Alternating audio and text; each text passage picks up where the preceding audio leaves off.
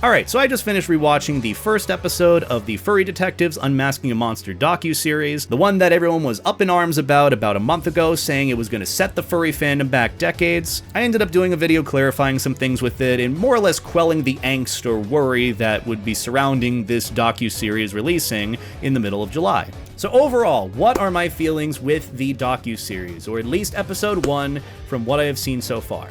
Honestly, it's okay. It's not the worst. It could have been so much worse. I mean, from an expectation standpoint, it was in the floor for me. I was hopeful. I really wanted to give it the benefit of the doubt, and there's still a lot more for it to fill in the sense that there are 3 more episodes rather than just watching the one. However, with this first episode being kind of the meat and potatoes that everyone was looking forward to with hearing about the Kiro the Wolf case and the affiliation with the Zeus Circle and the leaks from back in September 2018, everyone wanted to hear, like, what was the take on it? What was the takeaway? What happened? So the docuseries, if you didn't know, covers the timeline, or I guess storyline, of the Zeus Sadist leaks from back in September of 2018, where a Zeus Sadist circle, at least the Telegram logs were leaked, and a lot of information was trying to be uncovered about who was involved, the names involved, or users, and trying to hold the bad actors accountable who were in the furry community. And bringing this up, obviously, within context of furries is very, very tricky, because no matter how you bring it up, it's still something that people are seeing furries in a negative light when furries are already on, like, thin ice to some extent with, like, public perception, and just, like, already being a really weird niche subculture that not many people fully know what it's about. So when you have a negative bit of news or information that is talked about, you gotta be very careful about it and how it's phrased. And honestly, I think from that standpoint, the docuseries does a good job at that. Not just with introducing the characters, or I guess interviewees, the furry detectives in this case, who give commentary or context to the storyline as it goes, but also just talking about what the furry fandom is about. But I'm getting ahead of myself. The episode is about 43 minutes in length. I'm assuming the next few episodes, 2, 3, and 4, out of the 4-part docuseries will be about the same length. And it does a good job pretty much covering, I feel like, as summarized as you can get, a version of what happened with Kiro and I guess his whole...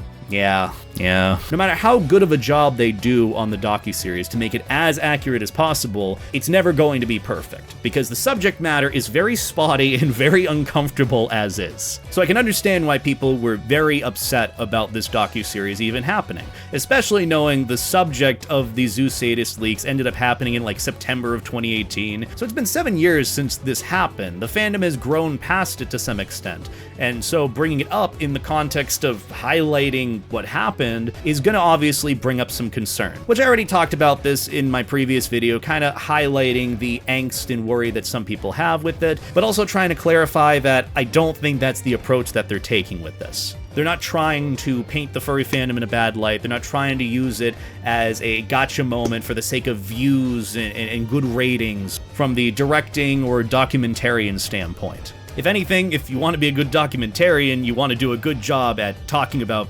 stuff that happened with it, like being accurate, I'd feel like.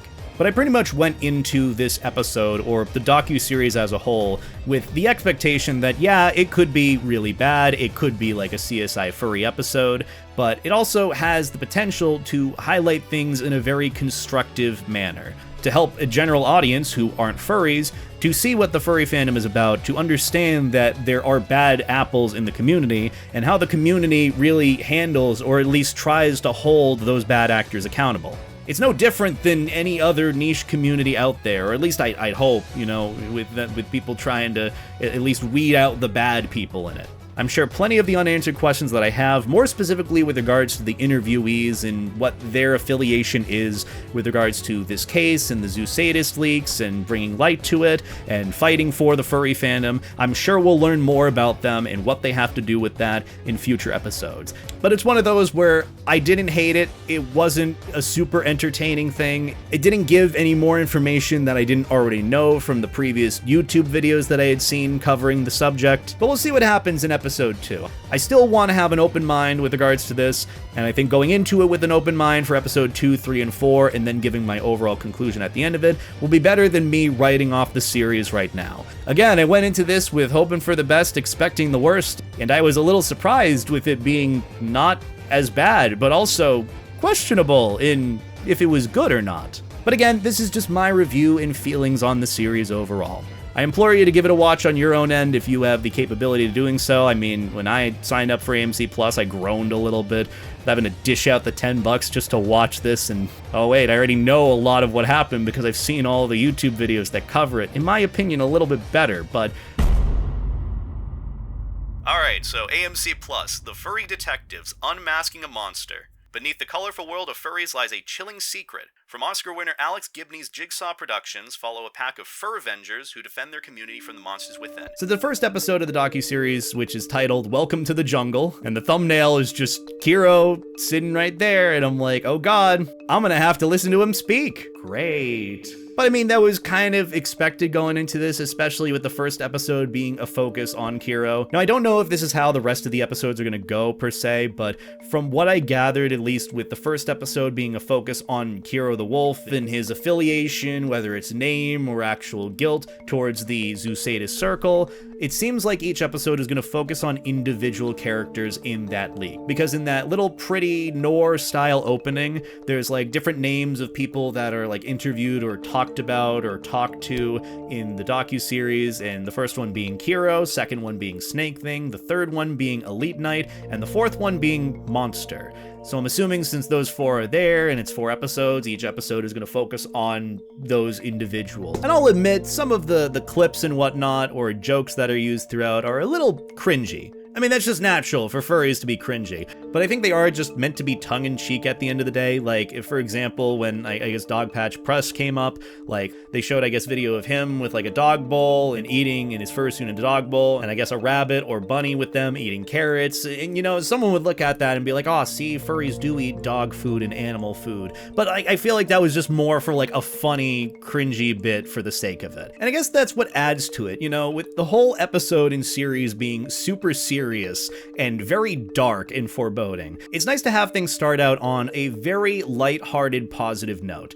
And the episode has no absence of that in the first like 10 to 15 minutes, where they pretty much highlight what the furry fandom is about and how someone could even remotely become interested in becoming a furry. Like, it tells the story of Dogpatch Press and how he started out as a kid being bullied as like a paper boy, and then eventually later in life in San Diego, I think it was San Diego, he was like going around trying to find like meaning, you know, he didn't have a partner, he didn't get many hugs, and then he came across this bar that had like this furry event there, and then there were these fursuiters, and then this is one fursuiter in particular that he really likes and decides to come back. And I think that story really sets a precedent for how some people can become furries, and I think that's very important to tell, not just in the sense that furries were bullied or they came from a point where they didn't have any meaning, but it's in the sense of everyone's just looking for a place to be welcome, like a sense of community no matter where they go. And the furry fandom ends up being that for some people, or in this case, a lot of people. It's a very big, growing, evolving community, even for me, you know, when I didn't really find any meaning, even being in a fraternity, you know, I didn't feel like I belonged. I found the furry fandom and I joined that, and I was embraced and loved and cared about. Not to say that I wasn't in my fraternity, but it's more of the point of I had found something that really resonated with me.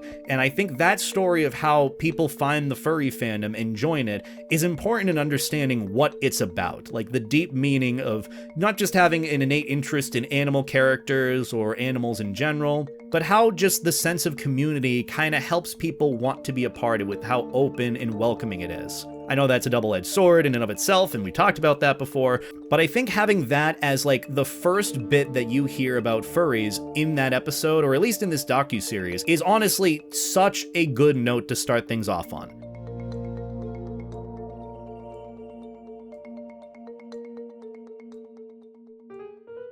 Now, the one thing that I'm a little confused about going into this is I don't know what the affiliation is between all of the characters or interviewees in this episode for like the 4 that I stated, and what they have to do with the Zeus sadist leaks, at least bringing it to light as a member of the furry community. Now, keep in mind, it's only episode 1, and from what I gathered, like the one that had a lot of contributions to the case with regards to Kiro was Connor Goodwolf. And so with that in mind, I'd like to think that in the future episodes, with I guess the subject being other characters in the leaks, the other 2, mainly R and Naya Okami, will have a lot more input or things to say or mention with regards to the case. Now, it's not to say that their input or I guess commentary on it isn't important.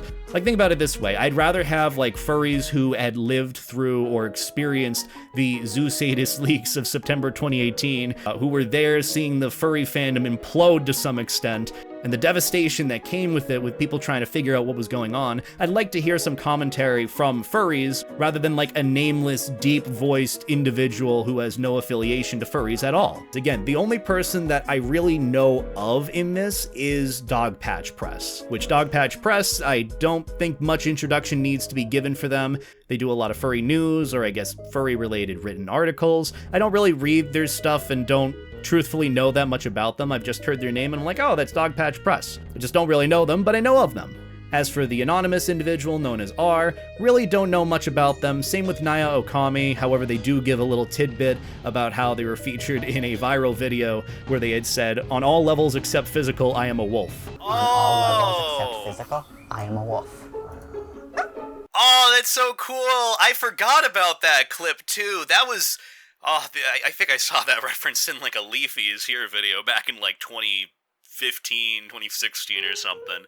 And I guess they're here as a representation of the Therian community, which I know has a lot of overlap with furries. As much as Therians aren't just furries, furries aren't just Therians. Like, there's overlap of their two separate, like, communities and ideologies and beliefs. It's actually really neat to see that, you know, they have some relevance from that. And then the final individual that is brought up who actually has a lot more to say and contribute with this episode specifically is Connor Goodwolf. They are the cybersecurity expert that, from what they had said in the docuseries, ended up gathering the key information linking Kiro to the Zeus sadist leaks and ended up doxing him. Cybersecurity furry checks out, par for the course, you know?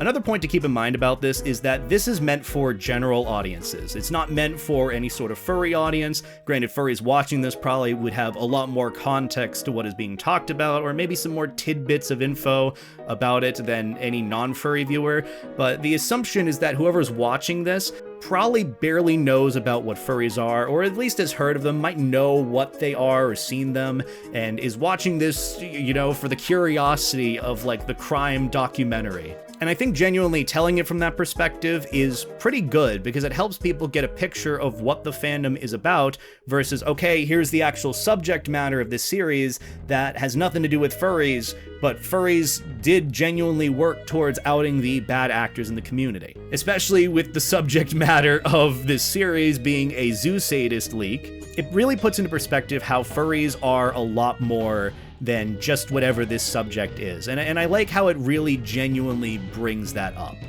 It talks about how the furry fandom is a welcoming community and that it's filled with genuinely good people, and just shows a really good collage of like fursuiters at conventions. And at some point the subject matter of popufurs or popular furries, known furries in the community comes up, and oh hey, there I am, along with many other furry YouTubers. Now, despite you assuming that I'm thinking, wow, I'm in a docu-series, that's really cool. I hate to burst your guys' bubble, but the picture that is featured of my video, the Are You a Furry video, doesn't exist, or the analytics were fabricated. The video known as Are You a Furry, I uploaded on August, I believe 7th or 8th of 2020, in the middle of lockdown in the pandemic. It's the one with Saberspark and Odd Ones Out and Pymations in the thumbnail, and it pretty much talks about like, why aren't you a furry? Why aren't people furries but are associated with community? It was a pretty big and really hefty video that I did at the time. However, the video that is featured there, and I'm telling you this right now, I did not change the title. The original video has all caps, "Are you a furry?" ? In the example that they use in the docuseries, it doesn't. The view count for it being 3 months ago, of course, it depends on when the video was captured, it did not have 160,000 views. And at the time of them taking the screenshot of it being 3 months ago, I both did not have 320,000 subscribers, and the icon that I had was not the one that my friend drew for me. He did that lovely little badge or icon for me, and I ended up having it for my channel, I believe, earlier in 2025. So I think that's when they took the screenshot of that video. But regardless of whether or not the video was fabricated, the analytics were as well. And supposedly, from what I had seen online, some of those videos featured from other furry YouTubers just didn't exist. Also, for the record, I was not asked if my channel or icon or anything could be used in this docuseries. Which at the end of the day, I'm sure there's some reason for why that is allowed. I don't know if it's worth pursuing or not, if there is anything to pursue. I just think if that is the case there, and this is more so a very specific bit of information that I know about my videos, what's to say that there are some other things in there of like those involved or shown in the docuseries that makes it seem a little bit questionable, spotty, untrustworthy, as it were. The main thing that I am concerned about was why did the analytics need to be changed? If you are trying to make this an honest documentary, and I know it's docutainment. Some things obviously are going to be embellished and made to look nicer, made to look prettier for the sake of entertainment. A lot of sensationalizing with many of the clips that are strewn here and there of like fursuiters looking at their phone in shock and horror.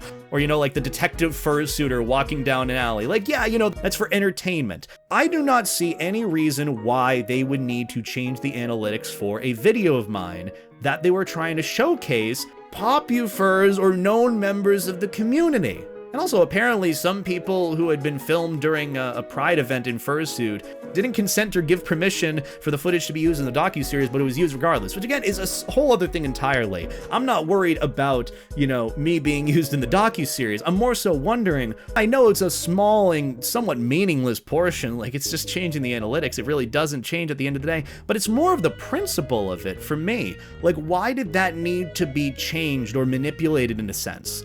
What was that supposed to achieve at the end of the day? And that leads me to question, you know, what else was changed or modified from what was truly shown or supposed to be shown? We may disagree on things, but I'm sure you can agree that there are some things that even enemies can meet on. Animal abuse, rape, torture, and murder. Check the logs. You'll find more. Wow.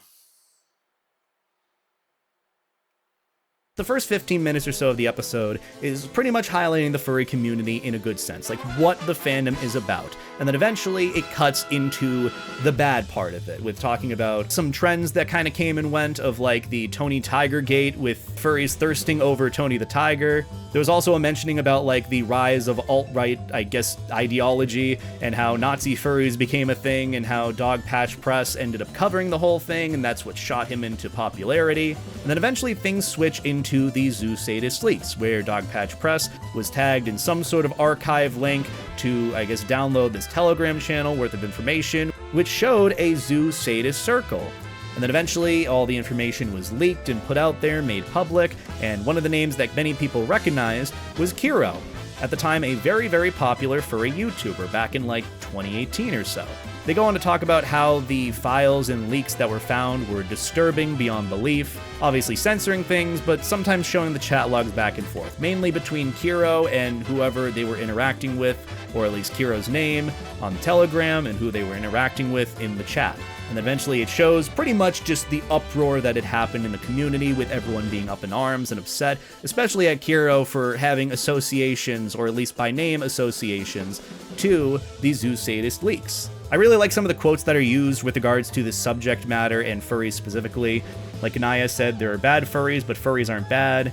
And there was another quote that Dogpatch Press said of like, there's a fringe of animal abusers that see the furry subculture as a convenient shield for their disgusting behavior. That's a little bit of a modified quote from my notes, I think. But I do like that because, you know, the furry fandom is welcoming, you know, they use that as a convenient shield for their shitty, abhorrent actions. And that just kind of shows in perspective that the bad actors are not represented in the community. If anything, the actions of the community towards those bad actors should be more representative of it. I think that's a very important takeaway to not just this episode, but subject matters like this with regards to furries. If anything, the actions of the community towards those bad actors should be more representative of it. I think that's a very important takeaway to not just this episode, but subject matters like this with regards to furries.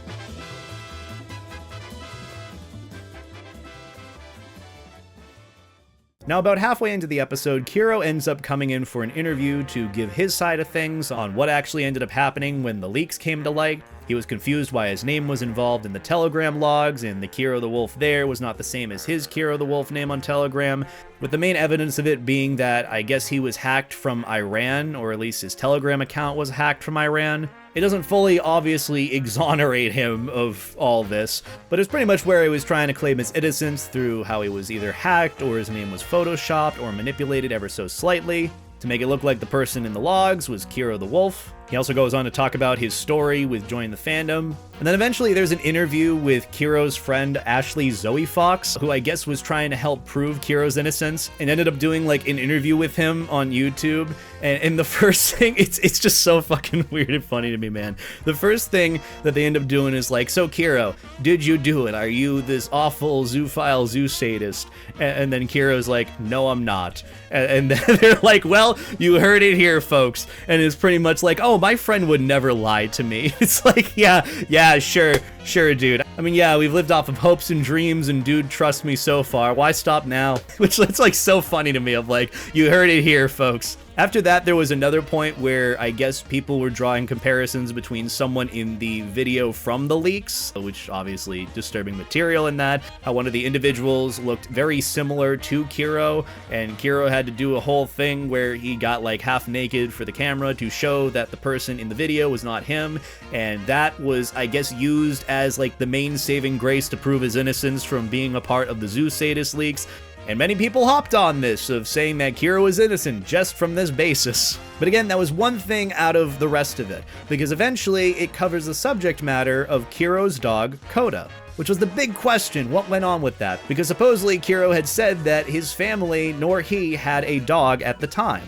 And with the whole thing with that, there was some user known as Dogman2 who had some very similar postings to what Kiro had ended up posting throughout the years. Specifically with some photos very similarly featuring a dog that Kiro posted about on his social medias. Basically what they do is the whole detective work of like analyzing some of the videos and the photos of the dog in the forum posts from Dogman2 to what Kiro was posting about his dog and on social medias, and how pretty much the dogs in both pictures and videos were the same up to their teeth pattern and jaw structure. So yeah.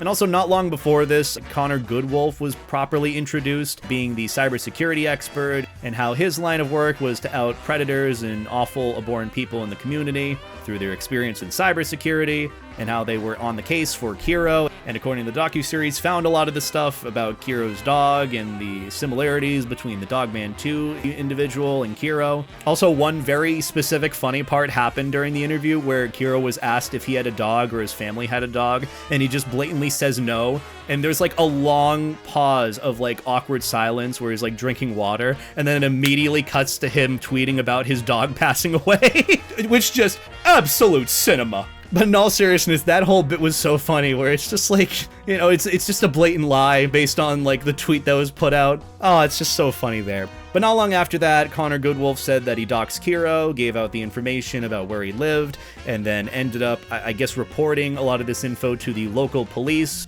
or I guess someone who had the information did, and then a proper investigation was created through the police department, which eventually they got a search warrant to confiscate Kiro's electronics from his home. And this is where it follows one of the, I guess, sergeants associated with the case. Maybe. It's not necessarily clear if he was, or maybe he was on the force when this happened. He goes by Police Officer Sergeant Paul Bosley, I think. But he pretty much talks about the process of what went down when the case ended up becoming a police investigation, when a police report was actually made and they were asked to forward any information and all the data and whatnot they had. I don't know directly if he was involved in the case, but from his commentary, it seemed like he had some knowledge about what was happening when it all went down 7 years ago. But eventually a search warrant happened where Kiro's electronics were confiscated. Eventually, I guess they came across a hard drive that was very heavily encrypted from his computer tower, so it went from FBI to Homeland Security, and even after all the process of them trying to decrypt all the information on it, they could not do it, and so they hit a wall in the investigation and cut it closed. There was no arrest made towards Kiro, and it was pretty much over and done with after that. And I love how the big suspenseful point near like the end of this episode came down to a single hard drive that they just couldn't get into, all because it was encrypted. But no arrest was made, everything was given back, it was all luck of the draw. And that was pretty much what was highlighted from the sergeant, that you just could only do so much. And it was a very big point to keep in mind with regards to this investigation in case that, you know, law enforcement has like procedures to go through this stuff. And even then, they can only do so much. They don't have like the super equipment to get into everything. They just did the best they could with looking for it, and they weren't able to find anything, so they just gave it all back, and they're like, that's it. They also mention how doing the name and shame game on social media too can allow any perpetrators of any sensitive information to become aware of that, people know about it, and then delete the information, and then that ends up, I guess, jeopardizing any sense of being able to enforce justice. Or in this case, you know, value information could have been hidden because the information was put out and made public for the shame game. But after this case ended up closing and them, I guess, not finding anything from the forensic search, Kiro used this as leverage for a point to prove his innocence, which again, there was so much more on top of that to go through other than just that. And I guess that kind of fast forwards to around like 2021 or so when that whole shit show happened. You know, it's just like one of those things where I learned the hard way about giving certain people attention, no matter what. Like negative attention at the end of the day. There was a whole bit where when Kiro had tried coming back, I think this was a little bit after the COVID lockdown. I think this was in like 2021. He had tried coming back and done a video proving his innocence where he said, oh, I was investigated by the police, you know, they took my stuff and they didn't find anything and they didn't arrest me, so I'm innocent. When he tried coming back, I was like, no, we're fucking not doing this. And out of real rage for him coming back, because I was just not dealing with this again, I made a ranting video pretty much just like dunking on whatever his video was at the time, claiming his innocence. In my best judgment, I didn't end up releasing said video because I thought, you know what? He's just gonna get attention from this. You know, people already know what they know about it. Let them come to their conclusion. They don't need me to hold their hand. And also, to the extent of everything that happened, the best thing that can be done is not give him attention. Despite all of that, and despite me not even releasing the video, he ended up quote retweeting one of his posts saying like, oh, thank you Majira and Beta for giving me the platform and attention for my comeback, and pretty much phrased it in a way where, despite me being very adamantly against him in everything he stood by, he still framed it in a way where I was giving him attention and giving him a platform.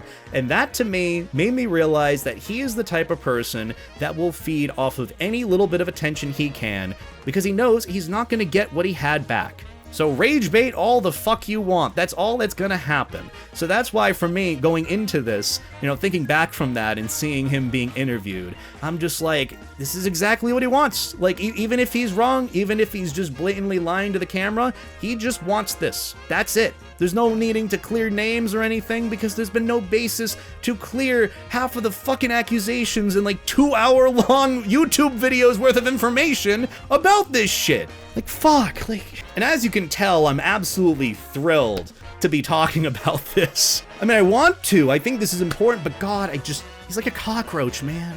But the episode pretty much wraps up with saying that Kiro was only just the tip of the iceberg. And there are so many more in the Zeus sadist circle who are just as monstrous and evil for their actions and behaviors that have not been accounted for, that have not been held accountable, that eventually they'll probably be getting into in the future episodes of the docuseries.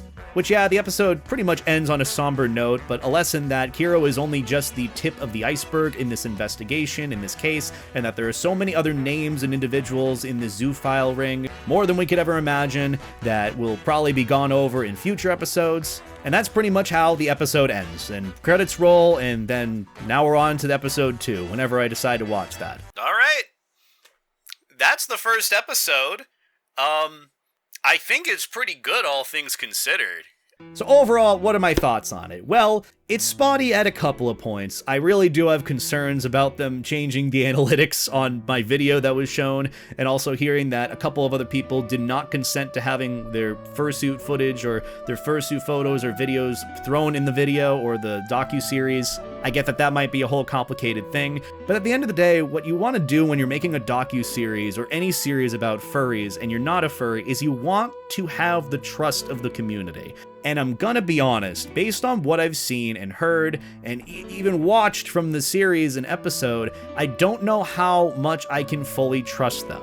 It's not to say that the trust is gone or that this is like a CSI furry episode all over again. I think this is the opposite of it. Like, everything was done quite constructively with what was talked about. It very much set the precedent that furries are a lot more and way separate from all the shit that was being talked about with the Zeus sadist leaks. It put into perspective that furries were the ones to take the lead with this and really try to hold the bad actors accountable. Obviously, I don't know the realistic truth of it, but that's the story, at least from my perspective, of what's being told through the docuseries.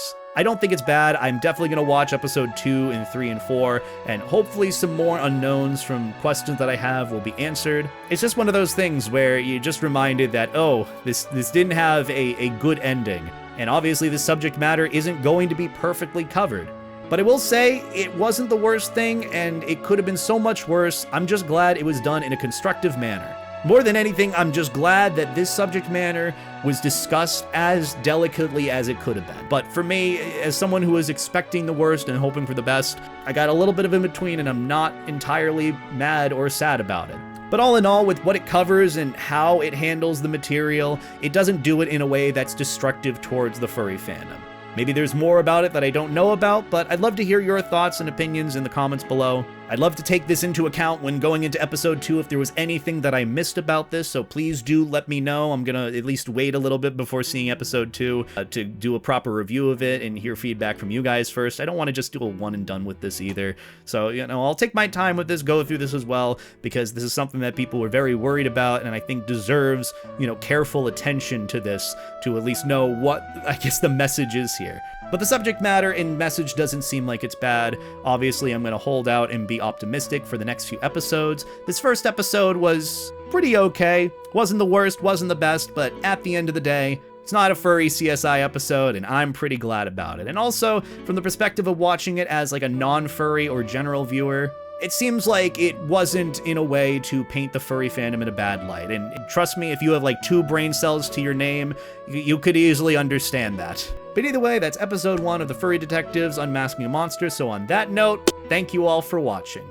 Honestly, that was pretty fun to do. It's getting a little toasty in here, so I'm going to wrap things up really quick. If you enjoyed this, be sure to let me know in the comments. Let me know your thoughts and feelings on the series or episode. If you've seen it so far, please avoid spoilers for episode 2 so I can go into it with a proper, clear mindset and all that. If you want to see the episodes early, if you want to see my episode reviews and recaps early, check out my Patreon. I'll be leaving a link to that in the description below. I'm going to try and upload the previews to those a little bit earlier. All the support does help goes towards making future videos here better and better because they pay editors. They pay Lucky, who's working on this. Say hi, Lucky. But yeah, go and support my Patreon. Go and support some other creators who were, I guess, featured in this docu-series as well. Like Panther Finn and Purecore and Stormy and Ash. Go and support all those good beans, okay? I'm not the only furry YouTuber out there. They make good stuff and arguably better stuff than me. Not even arguably, it's just kind of objective truth. Like, Finn's got some good quality with his content. I love it, personally. But either way, that's about going to do it for me. Have a lovely night, take care, life stay jacket, treat people like people. That means you. And that's about it, guys. Take care.